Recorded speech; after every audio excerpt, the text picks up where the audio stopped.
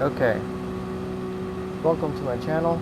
Today I'm going to be showing you guys how to make the fastest possible R34 in the game. So I'm in kilometers an hour to show you the most accurate reading on top speed. So we're doing 419 kilometers an hour. Ride height is all the way up. And it does not go any faster than this. This is the fastest the car is capable of doing. Is that 420 kilometers an hour? What? Okay. When I was driving, I'm not kidding you guys, it was not doing 420 kilometers an hour. Okay, weird. But anyways, that's the top speed that I was reaching. It was showing me 419. I'm gonna show you guys.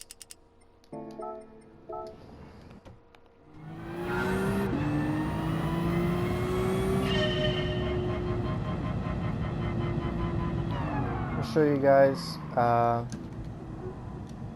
with the ride height all the way down.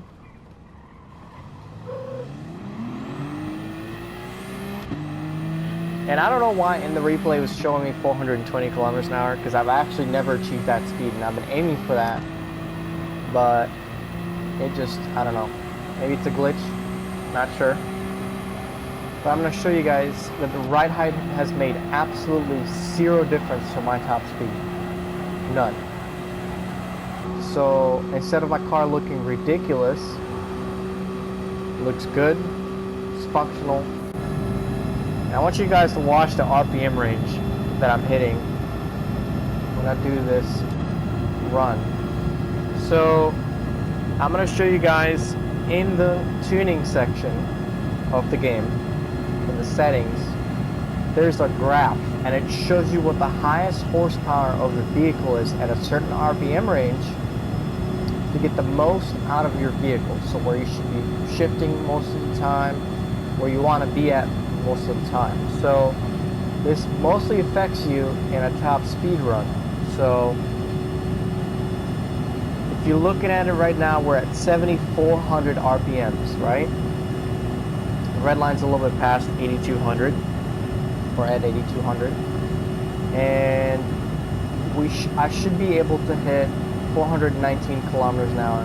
Like I said, in the replay it showed 420. I don't know what that's about, but as of right now, we're climbing to 419, and we should reach it. Pretty close here after the next. Oh, there we are. Okay, yeah. So there we're doing 419, right? So there's no difference at all to my top speed, whether my car is lowered all the way down or up all the way. And I think that there's really no point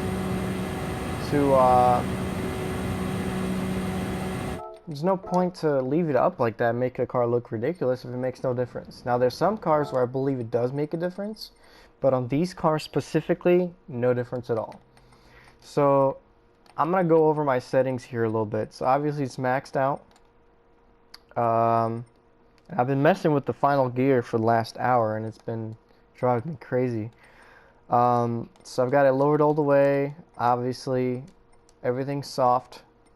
Now I do keep dampers on the front a little bit tighter, just because I don't like my car soft all the way, especially if you're coming into the banks.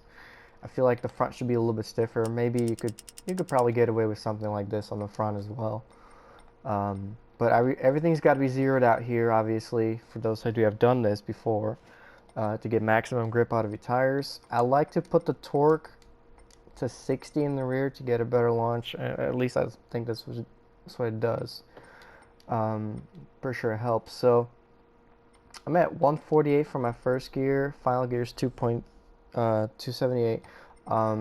This is where my first gear is, and this is the most important part right here. So I've been doing this setting for a while, and if you set it to 940, you'll hit 418, and if you set it to 930, you'll hit 418. So there's 10 points right here, right, between 930 and 940, that will make the car slower by 1 kilometer an hour. And I found the midpoint at 34 or 35, where the car will hit 419, which is very significant. And I'll show you just how much of a difference it is. So let's get to it, and let me show you. I've actually ran a lap in this car with a different first gear, just to test out the launch, and I'm actually going to test out the launch now. I'm going to show you guys how I do this. So usually when I have a pretty decent setup, I'll run a lap in it and I'll save the ghost. And this is how I test my cars. So you're looking for the green lights up top. You see them right here? Right there. Alright.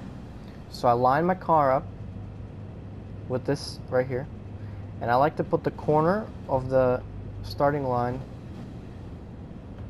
at the bottom of my screen. That way I'm lined up every single time.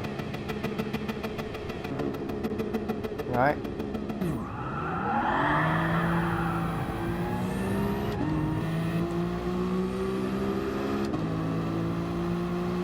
Wow. Look at that. So that's my R33 in the back. Just have another car for comparison. So I changed the launch to make it not spin tires much. I made the first gear a little bit longer. And as you can see, I've gained about 2 car lengths, essentially.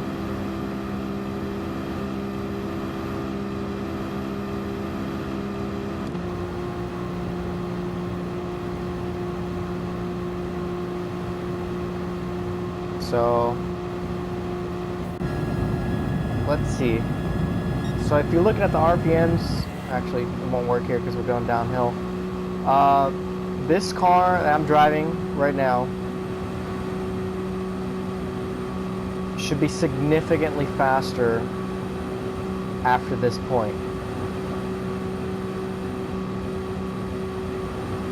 Right here. So this other car should start dropping back quite a bit. Starting right about here, and it's never going to pass me. So here we're doing our 419 kilometers an hour. The other car is losing speed. As you can see the roof line, you can see it slowly backing away.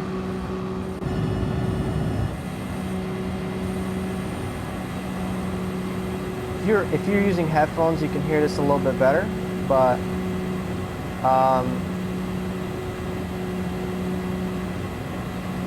if you can hear your tires squealing, you're turning too much. And I like to stay about halfway through this line in the concrete. If you can see it, there's 2 lanes here.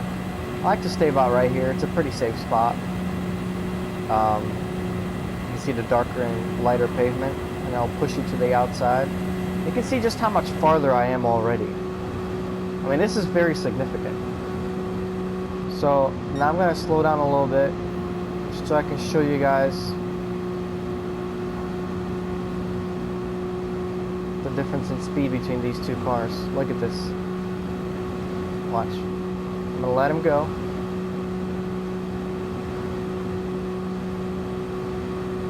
Let's see if I can catch up. I want you guys to see how much of a difference it is when you actually take some time to do the final gear. So the other car on the left is doing 417 as of right now, right? And its gearing is about where the 1 is on the 417.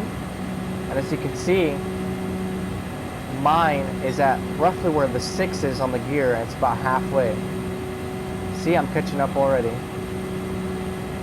Boom. just like that. This is 1 kilometer an hour difference right here. And I'm going to be hitting 419 here in a second. There's the 419 right there.